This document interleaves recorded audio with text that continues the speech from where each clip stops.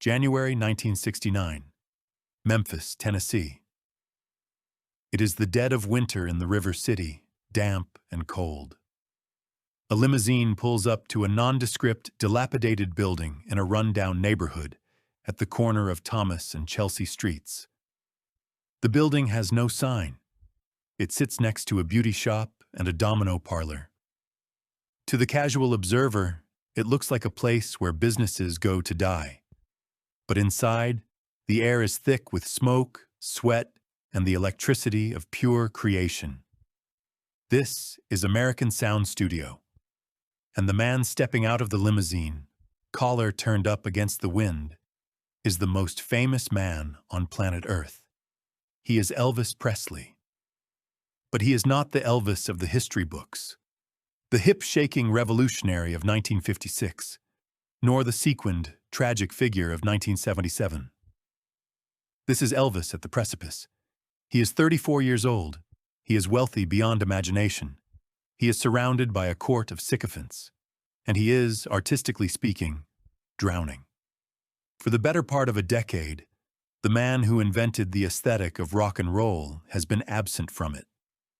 While the Beatles were writing A Day in the Life, while Bob Dylan was electrifying folk, while Jimi Hendrix was setting guitars on fire, Elvis Presley was trapped in Hollywood, singing songs about shrimp boats and puppets in a string of increasingly mediocre, formulaic movies. He had become a product, a piece of nostalgia, a has-been in his 30s.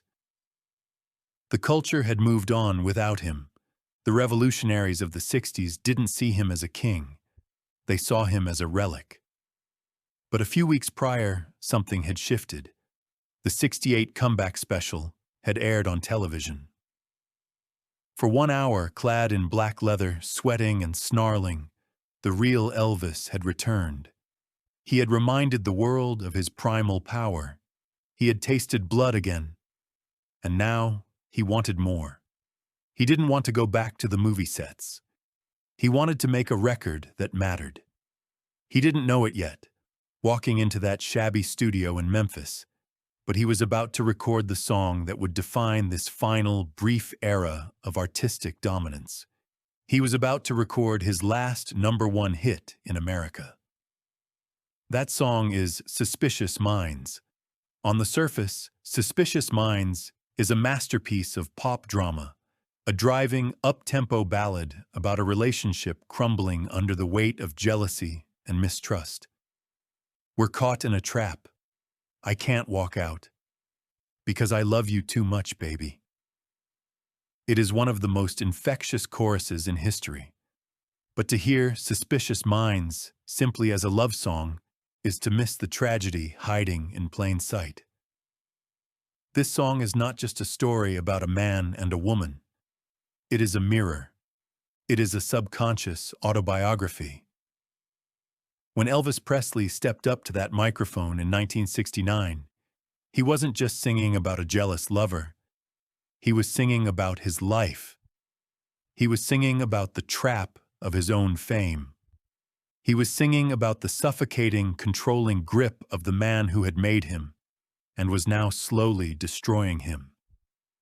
His manager, Colonel Tom Parker.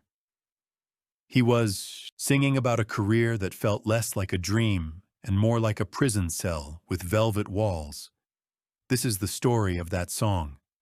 It is the story of a desperate comeback, a clash of egos, and a business deal that almost killed a masterpiece before it was even pressed to vinyl. It is the story of the king's last true will and testament, a moment of rebellion captured on tape before the walls of Las Vegas closed in forever. To understand the stakes of this recording session, we have to peel back the layers of the Elvis mythos in 1969. The comeback special had been a success, yes. It proved he could still perform. But it hadn't proven he could still sell contemporary music. His last #1 hit had been Good Luck Charm in 1962. 7 years is a lifetime in pop music. In 1962, the Beatles were barely a rumor in America. By 1969, they were already breaking up. Elvis was fighting for relevance in a world that viewed him as a museum piece. He needed a sound that wasn't retro. He needed something that felt like 1969. And to find it, he did something he hadn't done in 14 years. He went home. He went to Memphis. But he didn't go to Sun Studio, the place of his birth. And he didn't go to Nashville, the center of the polished country industry. He went to American Sound Studio, run by a maverick producer named Chips Moman. Chips Moman was not a yes man. He was a gambler, a hustler, and a genius. He had built a studio that was churning out hits for artists like Aretha Franklin, Dusty Springfield, and Neil Diamond. His house band, the Memphis Boys, was a gritty, soulful unit that played with a dirty, southern funk that was the antithesis of the polished Hollywood soundtracks Elvis had been stuck with. The collision between Elvis's world and Chips Moman's world was destined to be explosive. Elvis arrived with his Memphis Mafia, a massive entourage of bodyguards, friends, and hangers-on who protected him from reality. They were used to being the kings of the studio, dictating the mood, surrounding Elvis with a buffer of praise. Chips Moman didn't care about the entourage. He didn't care about the colonel. He cared about the groove. He ran his studio with an iron fist. He famously told Elvis's friends to sit down, shut up, or get out. He challenged Elvis, he pushed him. He told the king of rock and roll when he was singing flat. It was in this tense, high-stakes atmosphere, a clash between the old guard of celebrity and the new guard of soul, that a songwriter named Mark James walked in with a tape. It was a song he had written and recorded himself a year earlier, a song that had failed to chart, a song about living with a partner you just couldn't trust. Elvis sat on a stool, listening to the demo tape of Suspicious Minds. He heard the driving guitar. He heard the pleading lyrics. We can't go on together with suspicious minds. And in that moment, the song ceased to be Mark James's story. It became Elvis's reality. The trap was open, and he was about to walk right into it. If you love these stories of the secret history of music, the battles behind the legends, and the truth behind the icons, make sure you subscribe to the channel. We are peeling back the curtain on the greatest songs ever recorded, and there are so many more stories to tell. The recording sessions at American Sound Studio were not the polite, ordered affairs Elvis was used to in Nashville or Hollywood, where musicians wore suits and sessions ended promptly at 5 p.m. These were nocturnal, chaotic, and fueled by a nervous energy that bordered on desperation. Chips Moman ran his studio like a pirate ship. There were no time clocks. They played until they got it right, or until they passed out from exhaustion. The air was thick with cigarette smoke and the smell of stale coffee. It was a place of work, not worship. The band, the Memphis Boys, were the unsung heroes of this drama. Reggie Young on guitar, Bobby Emmons on organ, Mike Leach on bass, Gene Chrisman on drums. These were men who had played on hundreds of hits, from Son of a Preacher Man to Sweet Caroline. They weren't impressed by celebrity. They were impressed by talent. When Elvis walked in, they didn't see a king to be bowed to. They saw a singer who had to prove he could still hang with the big boys. They respected him, but they didn't fear him. This lack of deference was exactly what Elvis needed, even if his entourage hated it. The first few takes of Suspicious Minds were stiff. The song has a tricky rhythm, a skipping beat that changes time signatures in the bridge, from 4/4 to 6/08 and back, a complexity that can easily sound jerky if not handled with finesse. Elvis was struggling to find the pocket. He was used to the Jordanaires style of backing vocals, smooth, white gospel harmonies that blended into the background. But Chips Moman wanted something different. He wanted soul. He wanted the backing vocals to sound like a Greek chorus of accusers, pressing in on the singer. The tension in the control room was palpable. Elvis's entourage, the Memphis Mafia, were grumbling in the corners. They didn't like Moman. They didn't like the neighborhood. They didn't like the fact that they weren't being treated like royalty. They whispered in Elvis's ear that Moman was disrespectful, that the sound was too dirty, that they should go back to Nashville where everyone knew their place. They tried to create a wedge, to pull Elvis back into the comfortable bubble they had built for him, but Elvis, to his eternal credit, ignored them. He sensed that Moman was pushing him to a place he hadn't been in years, a place of artistic risk. He liked the friction. He liked the challenge. He realized that the polite yes men had led him into a creative dead end. Finally, late one night, after hours of grinding, it clicked. Reggie Young found that iconic, shimmering guitar lick that opens the song, a sound that is equal parts melancholy and urgency. Gene, Chrisman locked in the driving, relentless drum beat. And Elvis. Elvis stopped acting and started feeling. When he sang the lines, "So, if an old friend I know stops by to say hello, would I still see suspicion in your eyes?" He wasn't just singing a lyric. He was singing to his wife, Priscilla, whom he felt was drifting away, their marriage strained by his infidelity and long absences. He was singing to his fans, who he feared had moved on to the Rolling Stones or Led Zeppelin. And he was singing to the industry that had written him off as a joke. The vocal performance he delivered is one of the most physical of his career. You can hear him moving, sweating, reaching for the notes. It wasn't perfect. His voice cracks slightly in the bridge. He rushes the beat in places. But it was real. It was the sound of a man fighting for his life. It was the sound of a man who knew this might be his last chance to matter. But just as the magic was happening, the trap snapped shut. The session came to a screeching halt, not because of a musical issue, but because of a business one. Enter the villains of our story. Elvis's management team, specifically the representatives of Hill and Range, the publishing company that controlled Elvis's songwriting credits.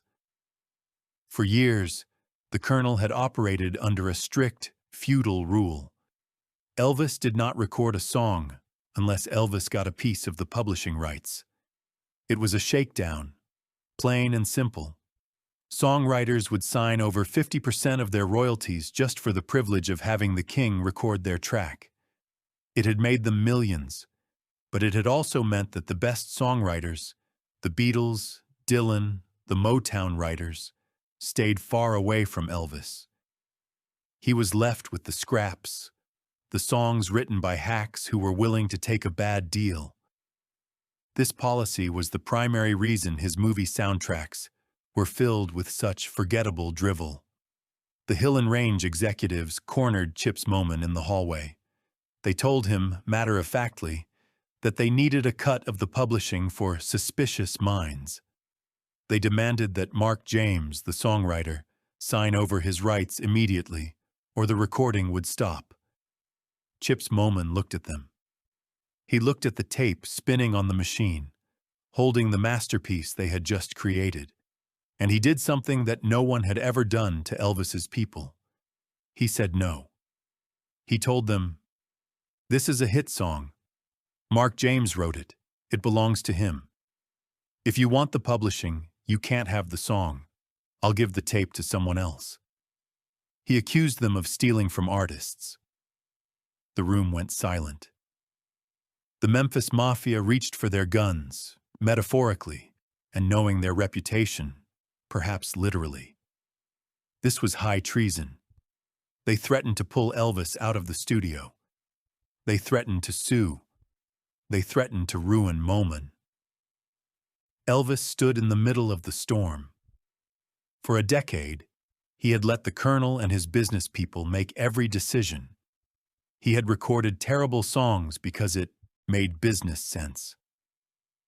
But in that shabby studio in Memphis, hearing the playback of Suspicious Minds, Elvis Presley finally woke up. He saw the trap, and for the first time, he decided to chew his own leg off to get out of it. He sided with the music. He told his people to back off. He recorded the song without the publishing deal. It was a massive financial loss for his management, but a massive victory for his soul. He had chosen art over commerce. But the drama wasn't over. The recording was in the can, but the song still had to survive the mixing process. And it was in the mixing room that Suspicious Minds would gain its most controversial and iconic feature, the mistake that became a legend.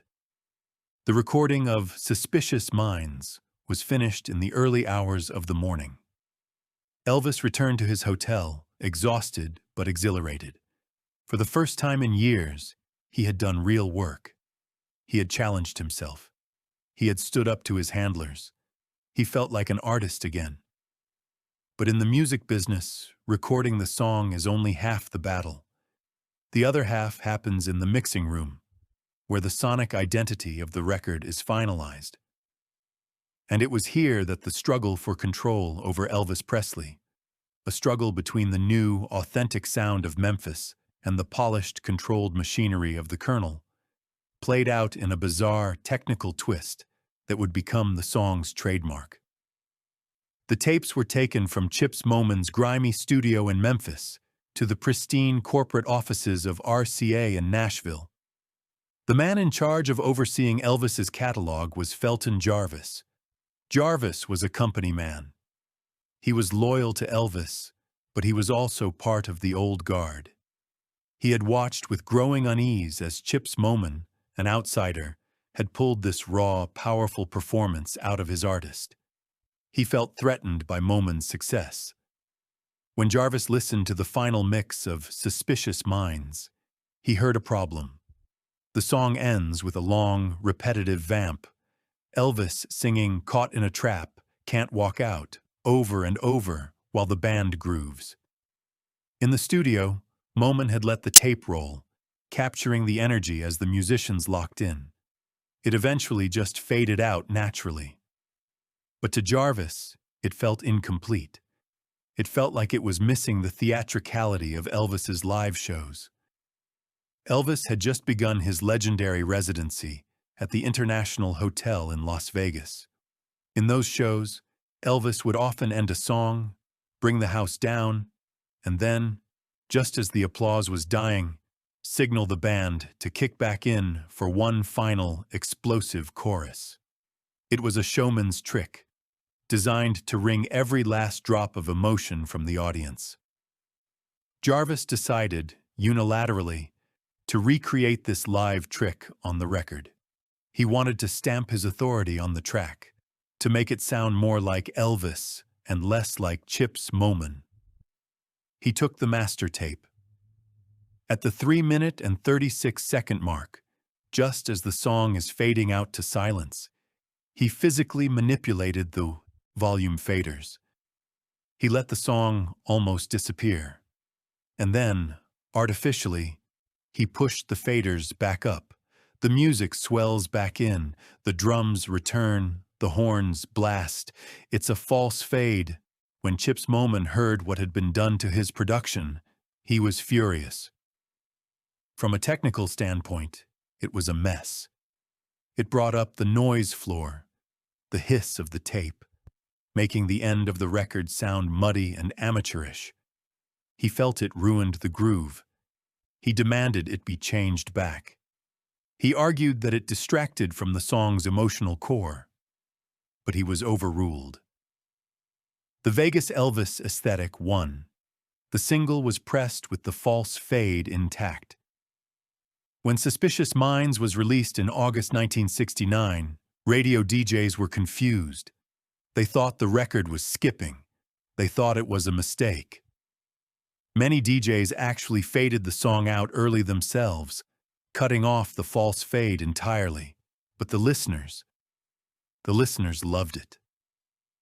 That fade out and fade in became a perfect accidental metaphor for the song's meaning. We're caught in a trap. I can't walk out. The song tries to end. The relationship tries to end. But it can't. The cycle pulls it back in. The music refuses to die, just as the suspicion refuses to die. It created a hypnotic, relentless loop that trapped the listener inside the drama, just as Elvis was trapped inside the lyrics. It mimicked the circular, exhausting nature of a failing relationship where the arguments never truly stop. The song began its climb. It resonated with a public that had almost forgotten what Elvis was capable of. This wasn't the Elvis of Blue Hawaii. This was a man pleading for his life. On November 1st, 1969, Suspicious Minds hit #1 on the Billboard Hot 100. It was his 18th and final #1 hit in the United States. It was a triumph. The king was back on his throne.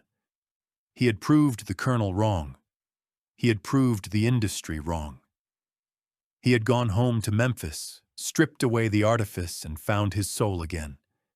He was relevant. But this victory was a mirage. It should have been the beginning of a new, golden era of artistic freedom for Elvis. Instead, it was the end. The success of the Memphis sessions terrified Colonel Tom Parker.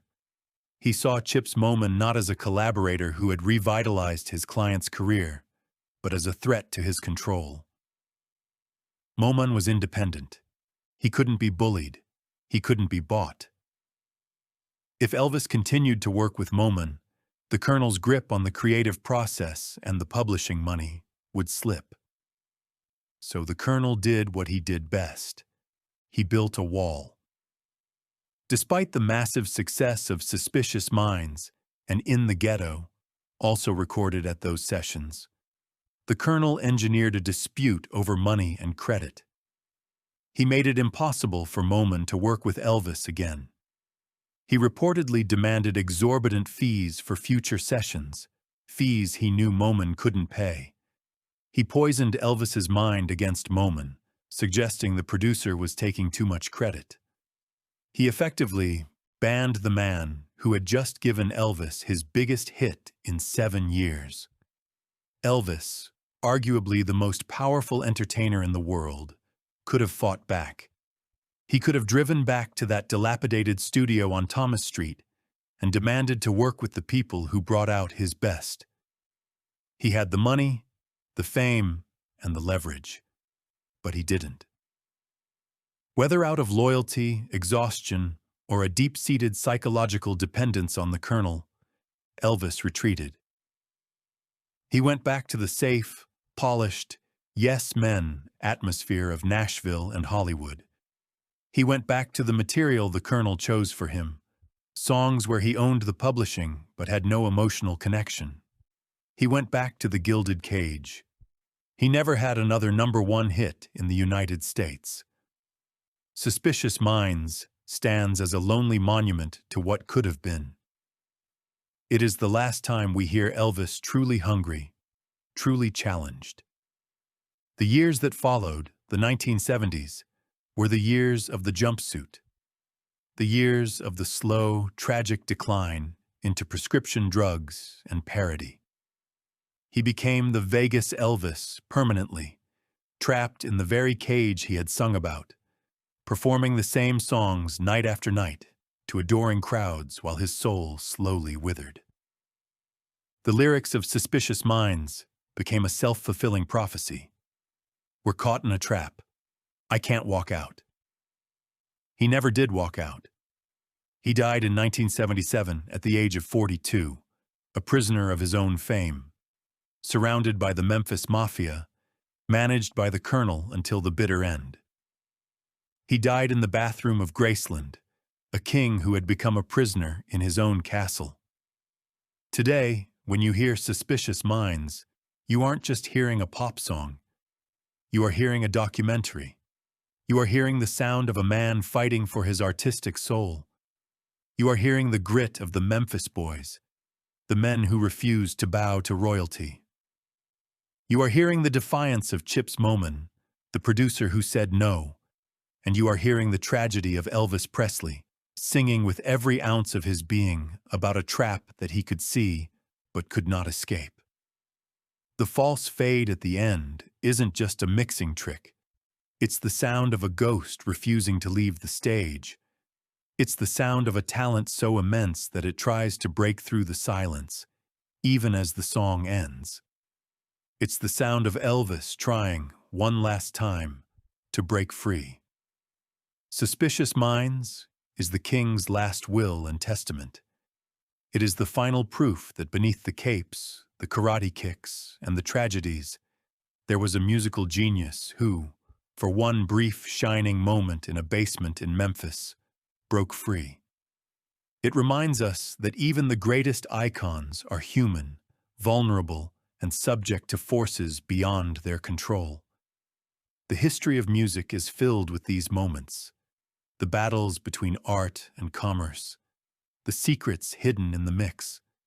If you want to keep uncovering the true stories behind the legends, hit that subscribe button, because the music is never just music. It's history.